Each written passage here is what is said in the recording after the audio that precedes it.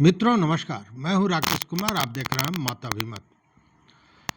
मित्रों, विशेष सर्वेक्षण संविदा कर्मियों का हड़ताल अभी जारी है। लाठियां चली, भाजपा कार्यालय का घेराव हुआ, नड्डा जी का कार्यक्रम तक का वेन्यू बदलना पड़ा, लेकिन बावजूद अभी तक इसका कोई रास्ता निकलता दिख नहीं रहा है। उल्टे कई तरह की बातें हो रही हैं, लेकिन इतना तो सच है कि इस आंदोलन ने राष्ट्रीय स्तर पर संविदा कर्मियों को लेकर एक चर्चा छेड़ दी है। चारों तरफ इस बात की चर्चा हो रही है। और मैं बता दूं कि जो नीतीश सरकार, जिसका कुछ दिनों पहले तक ये कहा जा रहा था कि नौकरी की अगर बात हो तो नीतीश सरकार की बात होगी, वह टैगलाइन धीरे धीरे बदलता जा रहा है। और जिस दिन इन्होंने भाजपा कार्यालय का घेराव किया और नड्डा साहब जो भाजपा के राष्ट्रीय अध्यक्ष हैं, उनका कार्यक्रम था वहाँ, लेकिन वह कार्यक्रम वहाँ भीड़ के चलते, इनके घेराव के चलते नहीं हुआ और बाद में स्टेट गेस्ट हाउस में उस बैठक को करना पड़ा मजबूरी में। तो यह मामला तूल पकड़ लिया कि इसको जो राष्ट्रीय स्तर के मीडिया हाउसेज हैं, उन लोगों ने इन चीज़ों को उठा लिया और तब संविदा कर्मियों की आवाज़ भी वहाँ तक पहुँचने लगी और आज यह चर्चा का विषय बन गया है। देखिए, मैं आपको ये क्लिप दिखा रहा हूँ। यह न्यूज़ 24 का क्लिपिंग है जो एंकर गरिमा सिंह, वरिष्ठ पत्रकार हैं, उन्होंने किया है। और उसमें वो क्या कह रही हैं, इस बात को समझिए। लेकिन इसको दिखाने का मकसद यह है कि किस कदर चीज़ों को तोड़ मड़ोड़ कर या झूठ बोलकर एक भ्रम पैदा करने की कोशिश की जा रही है, या लोगों के आंखों के सामने जो सच्चाई है वह न आवे, इसकी भरपूर कोशिश की जा रही है। क्योंकि इसमें आप देखेंगे आरपी सिंह हैं जो भाजपा के प्रवक्ता हैं, और इस पर किस कदर वो बोल रहे हैं, इसको आप झूठ नहीं तो और क्या कहेंगे, जरा ये देख लीजिए। क्योंकि पटना में गर्दनी बाग में 28 दिन से बैठे हुए हैं संविदा कर्मचारी, वो संविदा कर्मचारी जिन्हें टर्मिनेट कर दिया गया तकरीबन 8000। कोई सुनने वाला नहीं था 28 दिन में। अब कल यहां तक नौबत पहुंची कि कल ये बर्खास्त संविदा कर्मचारी पहुंच गए बीजेपी हेडक्वार्टर पटना में। और पहुंच नहीं, न सिर्फ पहुंचे बल्कि खूब नारेबाजी हुई, कई घंटे तक प्रदर्शन चला। ये तस्वीरें मैं आपको दिखा रही हूं। और ये बीजेपी हेडक्वार्टर के बाहर चला। यहां पहुंचने वाले थे बीजेपी के प्रदेश अध्यक्ष, माफ कीजिए, बीजेपी के राष्ट्रीय अध्यक्ष जेपी नड्डा। चुनावी बैठक लेनी थी उनको, लेकिन हालात यहां तक खराब हो गए कि जेपी नड्डा घुस ही नहीं पाए बीजेपी हेडक्वार्टर में। यहां से दूसरी जगह शिफ्ट करना पड़ा बैठक का वेन्यू, और स्टेट गेस्ट हाउस में बाद में यह मीटिंग हुई। इन सारे बर्खास्त संविदा कर्मचारियों के बीच में घिर गए विजय कुमार सिन्हा, उप मुख्यमंत्री। घेर लिया गया बाकायदा। समझाते दिखे लेकिन समझाने का असर नहीं हुआ। उल्टे इन संविदा कर्मचारियों ने कह दिया कि भाई आप तो तोड़ने की कोशिश कर रहे हैं, बर्खास्त कर दिया हमें एक साथ 7480 लोगों को, आवेदन मांग रहे हैं एक एक आदमी का। अब दरअसल इन सभी की मांग यह है कि हमें स्थायी नौकरी दो, हमें कॉन्ट्रैक्ट की नौकरी नहीं चाहिए। जो 60 साल तक चले वैसी नौकरी चाहिए। किसी की 30,000 तनख्वाह है, किसी की 20,000 तनख्वाह है, किसी की 10,000 तनख्वाह है। क्या ये कहते दिखे कि समान काम है अगर, तो समान वेतन दो, जो संविदा कर्मचारियों को अक्सर नहीं मिलता। नीतीश कुमार कहते हुए दिख रहे हैं कि अगले 5 साल में हम 1 करोड़ रोजगार देंगे। अब अगर 5 साल में अगर जीत कर आए 1 करोड़ का टारगेट है, तो भाई जो ये परेशान घूम रहे हैं बेचारे 7-8 हजार लोग हैं, इन्हें अकोमोडेट किया जा सकता है क्या? आरपी सिंह कल ट्रेलर दिख गया। जेपी नड्डा अपने ही हेडक्वार्टर में नहीं घुस पाए, विजय सिन्हा घेर लिए गए, दूसरी जगह शिफ्ट करनी पड़ी मीटिंग। ये ट्रेलर है क्या दरअसल? गरिमा बहन, मुझे पता नहीं आपका कैसे कहां से कौन सी जानकारियां आती हैं। ना वह मीटिंग पार्टी कार्यालय में थी, वो आपने अपने आप अंदाजा लगा लिया होगा, पत्रकारों ने अंदाजा लगा लिया होगा। मैंने जानकारी ली और उसके हिसाब से वो मीटिंग थी नहीं पार्टी कार्यालय में। परंतु बहन, जो मुद्दा आपने छेड़ा, एक मिनट बहन, ये मुद्दा छेड़ा, कहा कि गिरिराज सिंह जी ने एक पक्ष को लेकर कहा नहीं, इस पर ये अब हिंदू मुसलमान आपके लिए आसान पक्ष हो गया। गिरिराज सिंह जी पर पहले ये तो बता दीजिए भाई कि चलिए, मैंने आप ही की बात को सिर आंखों पर रख लिया, हालांकि गलत है ये फैक्ट, लेकिन विजय कुमार सिन्हा घेर लिए गए, कल नहीं घेर लिए गए। अरे बहन, ये तो बड़ी नॉर्मल प्रोसीजर है। एक कोई कॉन्ट्रेक्चुअल एम्प्लॉइज है, उनको पक्का करना नहीं करना सरकार अपने विवेचना करके उनको पक्का करेगी। बेरोजगारी संकट, बेरोजगारों का संकट, पार्टियों का भी संकट बनेगा ना एनडीए के लिए। बहन, मैंने कभी ये सोचा नहीं था कि आप डिबेट सिर्फ वो जो कॉन्ट्रेक्चुअल एम्प्लॉइज है उस तक ले जाएंगी। परंतु जो आपने आज गिरिराज सिंह जी को लेकर, भाई अगर उप मुख्यमंत्री घेर लिए जाते हैं, नित्यानंद राय बेरोजगारी पर नहीं, वो बेरोजगारी पे नहीं इशू है, वो ये है कि कुछ कॉन्ट्रेक्चुअल एम्प्लॉइज है जिनको पक्का करने की बात है, वो सरकार की एक नियमावली के हिसाब से वो पक्के होंगे, वो सरकार उसकी चिंता करेगी। परंतु इसलिए क्योंकि कोई 1000, 2000, 5000, 7000 लोग इकट्ठे कहीं भीड़ इकट्ठी होकर कहीं किसी को घेर ले, इसका मतलब थोड़ा कि पूरे बिहार का नैरेटिव बदल गया। नहीं, इसका मतलब ये तो है ना कि बेरोजगारी का संकट है बिहार में, लोग परेशान हैं। बहन, मैं अभी आपके टीवी डिबेट पे कुछ कर लूं, उसका मतलब थोड़ा कि पूरा का पूरा जो मामला उस हिसाब से चलेगा। वो कहीं कोई पॉइंटेड दिक्कत है, उसकी समस्या का समाधान सरकार करेगी। तो 28 दिन से बैठे हुए थे बेचारे धरने पर। हाँ, तो बैठ सकते हैं ना जी। उनको जब एम्प्लॉयमेंट मिली थी, उनको ये कहकर नहीं मिली थी कि पक्का एम्प्लॉयमेंट मिलेगी, कॉन्ट्रेक्चुअल से उनको पक्का करना चाहिए, इसकी चिंता सरकार कर रही है। मैंने कहा ना, ऑलरेडी सरकार इसकी चिंता कर रही है। अगर अगले 5 साल में 1 करोड़ नौकरियां दी जा सकती हैं, अब ये 1 करोड़ में से 1 करोड़ में से कितने कॉन्ट्रेक्चुअल है, कितने नॉन कॉन्ट्रेक्चुअल है? ईशान 1 सेकेंड, अगर 5 साल में 1 करोड़ नौकरी देने का वादा है, तो भाई ये जो चुनाव के गिने चुने 4-5 महीने बचे, इनमें 8000 तो पक्के किए जा सकते हैं ना। बहन, मैंने कब कहा नहीं किए जा सकते? ये तो देख लिया आपने। अब देखिए जदयू के जो नेता हैं वो किस तरह स्केप कर रहे हैं, भाग रहे हैं, पतली गली से निकलने का प्रयास कर रहे हैं, जब संदीप चौधरी ने यही प्रश्न उठा दिया कि आखिर इस तरह 8000 लोगों को एक साथ आप कैसे हटा सकते हैं, और अगर वो परमानेंट करने की मांग कर रहे हैं, समान वेतन की मांग कर रहे हैं, 60 वर्ष की सेवा की मांग कर रहे हैं, तो इसमें गलत क्या कर रहे हैं।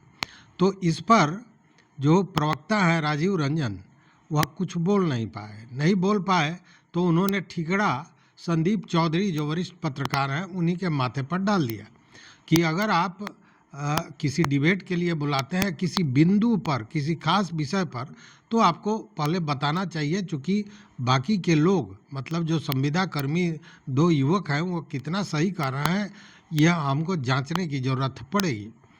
यह भी सुन लीजिए, आपको समझ में आ जाएगा कि किस कदर फजीहत हो रही है सरकार की, नीतीश सरकार की, और संविदा कर्मियों के साथ जो हो रहा है उसको सारे लोग एक तरह से अन्याय के रूप में ले रहे हैं। देखिए इसको। 7480, क्या कमाल। राजीव रंजन जी, हैरत अंगेज आंकड़ा है ये।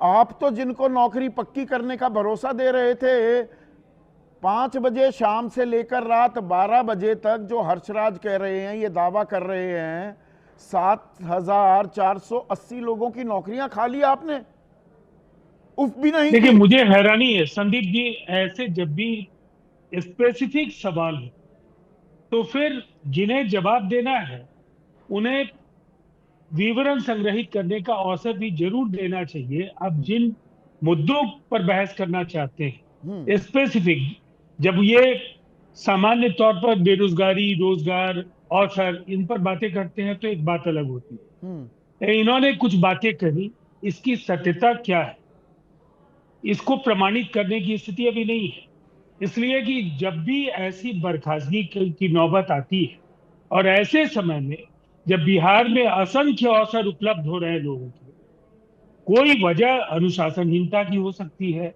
कोई ऐसा निर्देश नहीं मानने की वजह से हो सकती है, और 7480, आपकी बात बिल्कुल सही है। देखिए, मैं अन्यथा कभी सवाल नहीं करता हूं, मैं आधी अधूरी जानकारी पर, कोई मैं ऐसी आपकी टिप्पणी जानकारी नहीं कह रहा करूंगा। हूं। नहीं नहीं, एक मिनट पर मैं एक बात आपकी सुनिए जानकारी सर, सुनिए तो पर राजीव जी सवाल नहीं सुनिए, खड़े कर रहा हूं, मुझे 300 पूरी बात करने सुनिए ना दीजिए ना। सर, सुनिए ना, 25 नहीं, सितंबर मैं से मैं 27। जो कहना चाहता हूं वो स्पष्ट नहीं हो पाएगा अच्छा करिए प्लीज, अगर पहले करिए। संविदा कर्मियों के इस हिस्से के बारे में जिनका प्रतिनिधित्व ये दो नौजवान कर रहे हैं। जी बोलिए। हाँ। राजीव रंजन का ऑडियो मिल सकता है हमें? मतलब कि यह मामला एक तरह से कहें कि संविदा कर्मियों का जो व्यथा कथा है अब वो राष्ट्रीय फलक पर आ गया है और लोग भी महसूस करने लगे हैं कि यह संविदा पर काम करना या संविदा पर नौकरी देना या कहीं ना कहीं लोगों के साथ, उन लोगों के साथ अन्याय है, उनके भविष्य के साथ खिलवाड़ है। हालांकि आप जानते होंगे, हमने पहले वीडियो में बताया था कि एक मामले में सुनवाई करते हुए सुप्रीम कोर्ट ने भी कहा था कि अगर कोई अस्थाई किस्म का काम है तो उस स्थिति में संविदा पर नियुक्ति नहीं होनी चाहिए। और आप जानते हैं कि ज़मीन का जो मामला है, ज़मीन का जो कारोबार है, वह सैकड़ों वर्षों से चल रहा है और सैकड़ों वर्षों तक चलेगा। यह समाप्त होने वाली चीज़ नहीं है। भले ही इसको लेकर एसीएस दीपक कुमार सिंह कहें कि विशेष सर्वेक्षण के लिए उनको रखा गया था, समाप्त हो गया तो उनकी सेवा समाप्त कर दी गई, या इस तरह की चर्चाएं हो रही हैं, लेकिन उन सारे विषयों को एक तरह से कहें कि भ्रम पैदा करने वाली स्थिति बनाई जा रही है।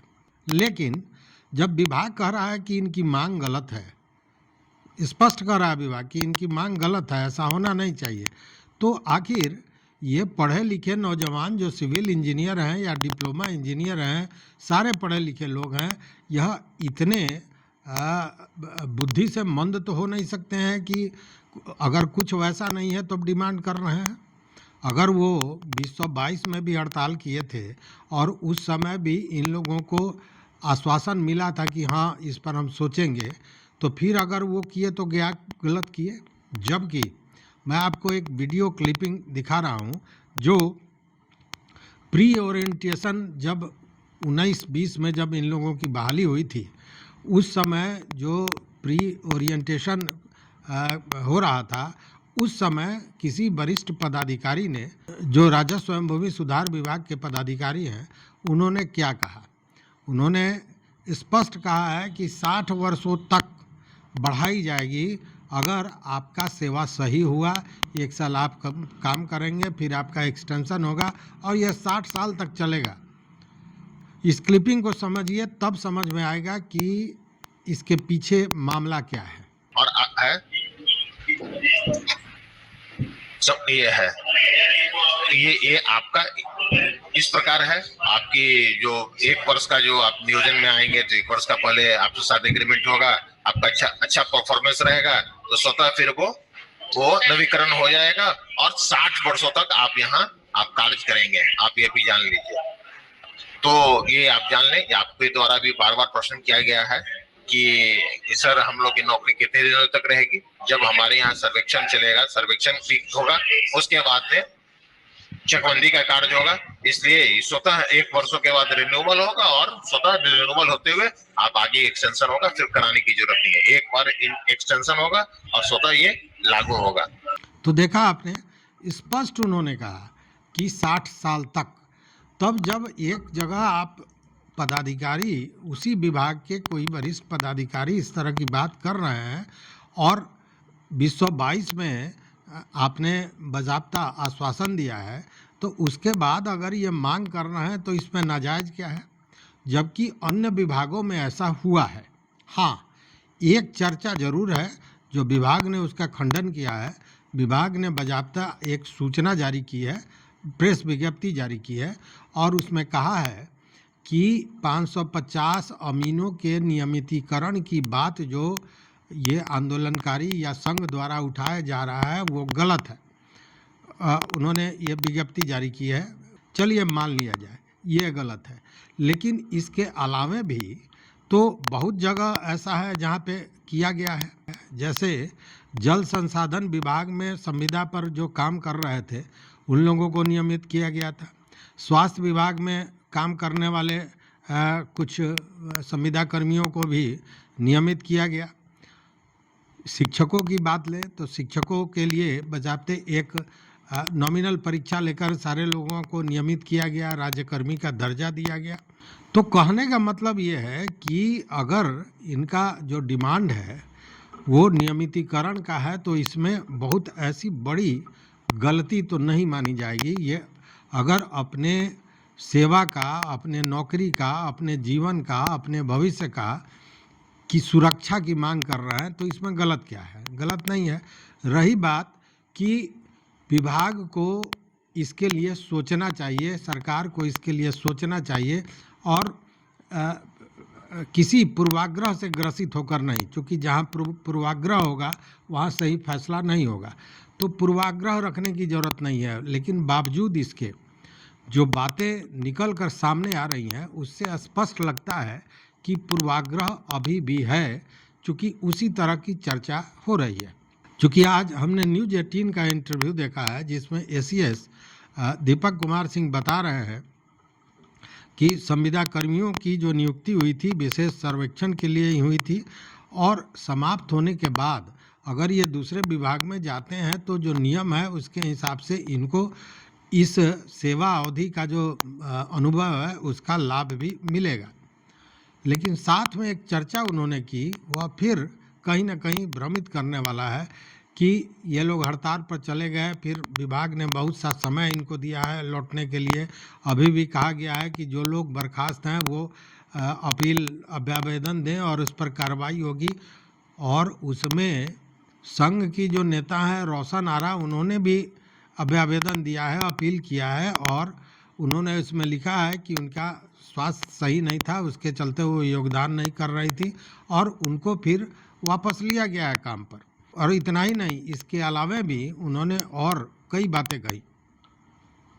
देखिए, सबसे बड़ी बात क्या है जो आश्चर्यजनक है कि उन्होंने कहा कि मांग के बारे में ये लोग कभी गंभीरता से विभाग से बात ही नहीं किए। यह बड़ा अटपटा सा बयान है। अटपटा इसलिए कि जो ये आंदोलनकर्मी हैं इन लोगों ने बताया है स्पष्ट रूप से कि कब कब ये लोग अपनी मांगों को लेकर विभाग से मिले हैं, एसीएस से मिले हैं, मंत्री से मिले हैं, निदेशक से मिले हैं, सारे लोगों से मिले हैं। तो और बाज़ाब्ता जैसा दावा है कि उसका रिसीविंग भी उन लोगों के पास है जो मांग पत्र उन लोगों ने दिया था। 6 तारीख को एसीएस दीपक कुमार से मिले थे। देखिए, ये चित्र झूठ नहीं बोलेगा, क्योंकि ये एआई जनरेटेड चित्र नहीं है। ये चित्र आंदोलनकारियों ने उस समय लिया था जब ये अपना मांग पत्र देने एसीएस दीपक कुमार सिंह के पास गए थे। उसके बाद आपको याद होगा 11 से 14 तारीख तक इन लोगों ने काली पट्टी लगाकर मैंने यह बताने का प्रयास किया था कि हम लोग हड़ताल पर जा सकते हैं, मतलब हमारी मांगे हैं या सरकार की नीतियों का विरोध कर रहे हैं और उनकी मांगों को माना जाए, अन्यथा 16 तारीख से वो हड़ताल पर चले जाएंगे। और इसीलिए 11 से 14 तारीख तक काली पट्टी बांधकर इन्होंने बाज़ाब्ता काम किया, ऐसा नहीं कि काम छोड़ दिया। तो यह कहना कि कभी उनको पता ही नहीं है, और यही नहीं, क्या कह जाते हैं एसीएस दीपक कुमार सिंह, वो कहते हैं कि मुझे अब तक स्पष्ट नहीं है कि इनकी मांग क्या है। इनकी मांगों के बारे में तो न तो इन लोगों ने कभी गंभीरता पूर्वक विभाग से बात करने की कोशिश की, न मुझे अभी भी ये स्पष्ट है कि इनकी वास्तविक मांग क्या है। ये लोग अचानक से हड़ताल पर चले गए। मेरा तो इनसे यही अपील होगा कि जब आपके जो तथाकथित संघ के अध्यक्ष भी अपना अपील अभ्यावेदन दे दी हैं और विभाग ने उस पर भी विचार करके उनका टर्मिनेशन खत्म कर दिया है, तो बाकी भी जो हड़ताली कर्मी हैं, जो अभी भी जो टर्मिनेटेड हैं, वो अपना अपना अपील अभ्यावेदन दे दें। हमारे पास लगातार आ रहे हैं और लगातार हम इनके अपील अभ्यावेदन पर विचार कर रहे हैं। मांग पत्र आपके हाथ में है और आप कह रहे हैं कि हमको स्पष्ट ही नहीं है कि क्या है। अब ये भ्रम फैलाने वाली बात नहीं तो और क्या है, मेरे समझ में नहीं आता है। क्योंकि जिस ओहदे पर जितने बड़े वो पदाधिकारी हैं उनका बयान बहुत मायने रखता है और एक जगह वो मांग पत्र ले रहे हैं लोगों से और दूसरी जगह कहना है कि उनको पता ही नहीं है कि उनका मांग क्या है। ये बड़ा अजीबोगरीब स्थिति पैदा कर रहा है। उनके खिलाफ कार्रवाई हुई थी, राजस्व विभाग ने एक साथ 7,000 कर्मियों को बर्खास्त कर दिया था, लेकिन फिर से अगर देखा जा रहा है तो उनकी सेवा वापसी शुरू हो गई है। क्या उसका भी इम्पैक्ट दिख रहा है? देखिए, ये जो संविदा कर्मी थे, इनकी नियुक्ति केवल विशेष सर्वेक्षण के कार्य के लिए की गई है। विशेष सर्वेक्षण का कार्य जितने दिनों तक चलेगा उतने दिनों के लिए इनकी नियुक्ति है, और उसके बाद सरकार अन्य जो हमारे नियमित नियुक्ति होती है उसमें उनके इस पीरियड का जो वो यहाँ काम करते हैं उसका जैसे अन्य संविदा कर्मियों को लाभ मिलता है वैसे इनको भी इसका लाभ मिलेगा। लेकिन कुछ लोगों के बहकावे में आकर इन लोगों ने हड़ताल पर जाने की घोषणा कर दी और ये हड़ताल पर चले गए, ये कहते हुए कि हमें इनकी कई सारी मांगे थी जो बिल्कुल ही जायज नहीं थी। हम लोगों ने हड़ताल से इनको लौटने के लिए कई मौका दिया। जब ये नहीं लौटे तो हम लोगों ने करीब 7,000 कर्मियों की सेवा टर्मिनेट की। उसके बाद बहुत सारे लोग हमारे पास आए, कार्यालय में माननीय मंत्री जी से मिले, मुझसे मिले, और उन्होंने कहा कि वे बहकावे में आकर हड़ताल पर चले गए थे। तो हम लोगों ने कहा कि अभी भी जो कर्मी आना चाहते हैं वापस, वो अपना अपील अभ्यावेदन दे दें और उस पर विचार किया जाएगा। हम लोगों ने प्रथम चरण में जैसे जैसे आवेदन आते आ रहे हैं, पहले हम लोगों ने 54 कर्मियों की, आज हम लोगों ने करीब 200 कर्मियों की सेवा वापस लेने का किया है, उनका अपील अभ्यावेदन को एक्सेप्ट किया है। और सबसे खास बात यह है कि इनका जो तथाकथित संघ है उसकी जो अध्यक्ष है सुश्री रोशन आरा, उन्होंने भी अपना अपील अभ्यावेदन दिया है कि वे बीमार थी और इस कारण से वो जो है अपना वापस योगदान नहीं कर सकी, तो इसलिए उनका अपील अभ्यावेदन स्वीकृत किया जाए, और विभाग ने उनका अपील अभ्यावेदन स्वीकृत किया है और उनका भी टर्मिनेशन वापस। क्या लग रहा है? साथ में इस आंदोलन पर भी उन्होंने प्रश्न चिन्ह लगा दिया। वो कहते हैं कि कुछ असामाजिक तत्वों द्वारा इन लोगों का आड़ लेकर ये सब किया जा रहा है और ये गलत है, ये हंगामा जो कर रहे हैं ये गलत है। ये सारी बातें वो कह जाते हैं, सुनिए वो क्या कह रहे हैं। और इस प्रकार हंगामा करना, ये मुझे लगता है कि कुछ असामाजिक तत्व हैं जो इनकी केवल आड़ लेकर और ये इस तरह का हंगामा करने की कोशिश जी। कर रहा है। एक न्यूज 18 भी अपील करना चाहता है राजस्व विभाग से, और खासकर चूंकि आपसे बात हो रही है कि 5 सदस्यीय जो उनकी टीम है चाहेंगे कि 2 दिन में जो है उनसे वार्ता करें और जाने कि आखिर इनकी जो मांग है नटसल में क्या। देखिए, वार्ता करने के लिए तो हम लोगों के कार्यालय में कभी भी कोई भी अगर आते हैं अपनी कोई बात रखने के लिए तो हम ऑलवेज ओपन हैं, लेकिन ये तो कभी न तो बात करने के लिए आए, न इन्होंने कभी उस पर कोई डिस्कशन करने की कोशिश की, और ये सीधा हड़ताल पे चले गए। और अब ये हंगामा कर रहे हैं, कभी बीजेपी कार्यालय के सामने, कभी किसी माननीय मंत्री जी के घर के आगे। तो आज के दिन भी अगर कभी भी कोई भी हमसे बात करने के लिए आते हैं कार्यालय में तो हम तो बात करने के लिए हमेशा ओपन हैं। जबकि आंदोलनकारियों का कहना है कि जब वो हड़ताल पर बैठे थे 16 अगस्त को, उसके बाद कई दिन वो लोग गए हैं विभाग में मिलने, एसीएस से भी, और वहाँ पे सीधे उन लोगों को मना कर दिया गया, उन लोगों को लौटा दिया गया कि इस मैटर पर कोई बात नहीं होगी।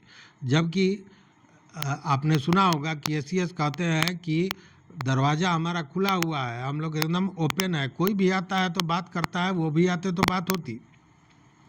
अब आप इसी से समझ लीजिए कि स्थितियां किस कदर मतलब मनभेद हो गया है।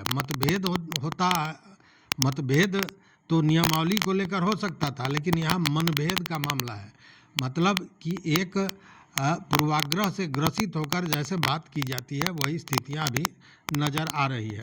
तो इस वीडियो को देखने के बाद यही समझ में आता है कि विभाग अब भी चाहता है या इस उम्मीद में है कि इस आंदोलन को तोड़ दिया जाए, इसे समाप्त कर दिया जाए, और लोग जो नौकरी छीनने के डर से भागे हुए हैं वो लौट रहे हैं तो उनको लौट जाने दिया जाए और ये आंदोलन स्वतः समाप्त हो जाएगा।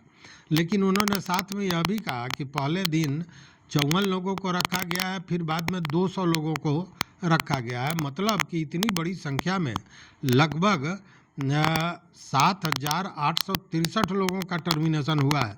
चूँकि पहले आपको याद होगा 3 दिन में 383 लोगों को हटाया गया था और 3 तारीख को रात में 7,480 लोगों को एक साथ टर्मिनेट किया गया था। तो सबसे बड़ी बात है कि ठीक है, टर्मिनेट आपने किया, कारण क्या था? टर्मिनेट के पहले किसी से कारण परीक्षा किया जाता है, बातें की जाती है, और जबकि ये हड़ताल पर थे तो यह बनता था कि इनसे वार्ता होती, लेकिन ऐसा कुछ भी नहीं किया गया। मतलब कि इस इंटरव्यू के देखने के बाद लग रहा है यही कि विभाग अब भी अपने बात पर अड़ा हुआ है, लेकिन राजनीतिक स्थिति बहुत बिगड़ती जा रही है।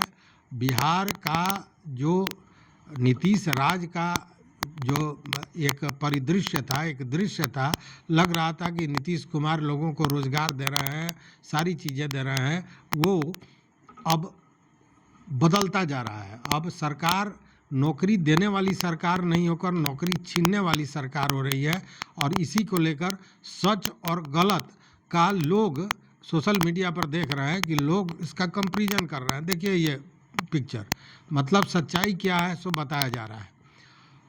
इसको भी छोड़ दीजिए, जो बातें संदीप चौधरी और गरिमा सिंह ने न्यूज़ 24 के डिबेट में कहा कि 2,65,00,000 जीविका दीदियों को 10-10 हज़ार रुपये देने की बात हो रही है। यह कितनी बड़ी राशि होगी जब सरकार इसके लिए पैसे की व्यवस्था कर सकता है, बजट की व्यवस्था कर सकता है, तो इन 7-8 हज़ार लोगों को सड़क पर क्यों छोड़े हुए हैं, जबकि इनसे आप काम ले रहे थे। और दूसरी बात ये कि ये सारे प्रशिक्षित हैं और उस काम को समझ गए हैं, जानते हैं, और इनके बदौलत ही काम हो रहा था। यह भी बात सही है, चूँकि अभी जो राजस्व महाअभियान की बात चल रही है, अच्छा अब देखिए कि राजस्व महाअभियान का भी जो तिथि 20 तारीख था उसको बढ़ा दिया गया। अब कहा गया कि जब तक आप दीजिएगा चलता रहेगा। क्या मतलब हुआ कि सारे लोगों के सहयोग से जो काम 20 तारीख तक समाप्त हो जाना था, मतलब 16 अगस्त से 20 सितंबर तक समाप्त हो जाना था, वो नहीं हुआ। मतलब कि निश्चित रूप से महाअभियान में जो ये संविदा कर्मी हैं इनका सहयोग नहीं हुआ, जिसके चलते ये भारी अस्त व्यस्तता नज़र आ रही है। और आपको और बता दें कि जब तक प्रशिक्षित लोग नहीं रहेंगे तब तक ये सर्वे पूरा होने वाला नहीं है। इसको लेकर मैं पहले भी कई वीडियो दे चुका हूँ कि सर्वे में क्या परेशानी है। देखिए एक ही चीज़ को बार बार दोहराया जा रहा है, एक ही चीज़ को। खैर ये दूसरा विषय है, इस पर कभी बाद में बात करेंगे। अभी बस इतना ही कहें कि हर बात में एक तरह से कहें कि बातों को तोड़ मरोड़ कर, घुमा कर, झूठ बोलकर अपनी छवि को बनाने का कोशिश, चाहे वो नेता हो चाहे वो विभाग हो, सब कोई यही चाह रहा है कि अपनी छवि को साफ सुथरा हम बनाए रखें। लेकिन जिद इतना कि इन लोगों से आज तक कोई वार्ता करने को तैयार नहीं हुआ है।